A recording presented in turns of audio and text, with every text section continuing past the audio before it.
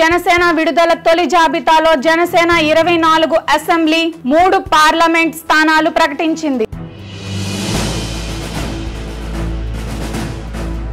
మొదటి లిస్ట్ లో జనసేన కేవలం 5 చోట్ల మాత్రమే తమ అభ్యర్థులను ప్రకటించింది. అసలు ఆ జనసేన అభ్యర్థులు ఎవరు, ఏ నియోజకవర్గం నుండి పోటీ చేస్తున్నారో తెలుసుకుందాం. తెనాలి శ్రీ నాదెండ్ల మనోహర్, వయస్సు 58 సంవత్సరాలు, విద్యార్హత MBA, నేపథ్యం తెనాలి నుంచి 2 దఫాలు శాసనసభ్యుడిగా ఎన్నికయ్యారు. తెనాలి నియోజకవర్గ అభివృద్ధిలో తనదైన ముద్రను చూపారు. ఉమ్మడి ఆంధ్రప్రదేశ్ శాసనసభకు సభాపతిగా సమర్థంగా బాధ్యతలు నిర్వర్తించి అందరి మన్ననలు పొందారు. జనసేన పార్టీ రాజకీయ వ్యవహారాల కమిటీ చైర్మన్ గా బాధ్యతలు నిర్వహిస్తున్నారు. నెల్లిమర్ల శ్రీమతి లోకం మాధవి, వయస్సు 54 సంవత్సరాలు, విద్యార్హత MS, నేపథ్యం ఇస్రోల్ ప్రోగ్రామర్ గా పోర్ట్ కంపెనీలో డేటా ఆర్కిటెక్ట్ గా సేవలు అందించారు. అనంతరం మిరాకిల్ సాఫ్ట్వేర్ సిస్టమ్ సంస్థను స్థాపించారు. మిరాకిల్ పేరుతో విద్యా సంస్థలు నిర్వహిస్తున్నారు. 2019లో నెల్లిమర్ల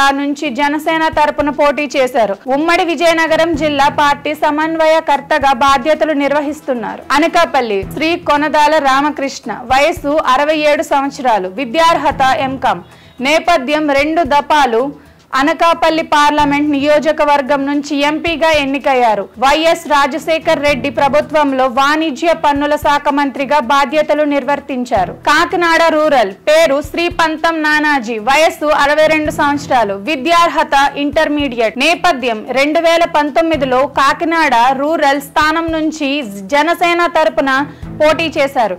పార్టీ రాజకీయ వ్యవహారాల కమిటీ సభ్యునిగా కాకినాడ రూరల్ ఇన్ఛార్జ్ గా బాధ్యతలు నిర్వర్తిస్తున్నారు. ఉమ్మడి రాష్ట్రంలో రాష్ట్ర హస్తకళల అభివృద్ధి కార్పొరేషన్ చైర్మన్ గా పనిచేశారు. రాజానగరం, పేరు శ్రీ బత్తుల బలరామకృష్ణ, వయస్సు 50 సంవత్సరాలు, విద్యార్హత 10వ తరగతి, నేపథ్యం వ్యాపారాలు నిర్వర్తిస్తున్నారు. ఈయన ప్రస్తుతం రాజానగరం అసెంబ్లీకి జనసేన పార్టీ ఇన్ఛార్జ్ గా బాధ్యతలు చూస్తున్నారు.